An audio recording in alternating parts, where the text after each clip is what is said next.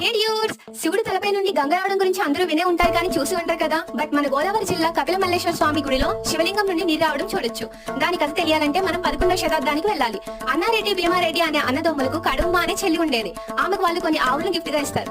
ఆ ఆవులు మేతకు వెళ్లి వచ్చి పాలు ఇచ్చేవి, కానీ వాటిలో ఒక ఆవు మాత్రం ఇచ్చేది కాదు. రోజు ఎందుకు ఇలా చేస్తుంది, ఎవరైనా ఆవు పాలు దొంగిలిస్తున్నారా అనే అనుమానంతో దాని వెనకే వెళ్తారు. అక్కడ జరిగింది చూసి ఆశ్చర్యపోతారు. ఆవు సరిగ్గా ఒక పుట్టపై నిలబడుతుంది. దాని పాలు వాటంతటా అవే పుట్టలోకి కారుతాయి. పుట్ట లోపల ఏముందని అనుమానంతో తవ్విస్తారు. చూస్తే ఏం కనిపించదు. ఆ కోపంతో గుణపాన్ని గట్టిగా తింపుతారు. అది రాయికి తగిలి అక్కడున్న వాళ్ళందరూ స్పృహ తప్పిపోతారు. అప్పుడు ఒక మాయా ఆకారం వచ్చి ఇది కపిల మహర్షి చేసిన తపస్సు వల్ల వెలసిన శివలింగం అని చెప్తుంది.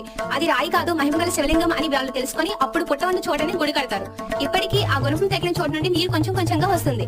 అది గోదావరి ఎక్కువగా ఉన్న టైంలో మాత్రమే మనం గమనించగలం. ఈ కపిల మల్లేశ్వర స్వామి టెంపుల్ ఈస్ట్ గోదావరి రావులపాలెంకి 15 కిలోమీటర్స్ దూరంలో మల్లేశ్వరం అనే ఊర్లో ఉంటుంది. మరికొన్ని వినాలనుకుంటే dude it's a truth of life ని సబ్స్క్రైబ్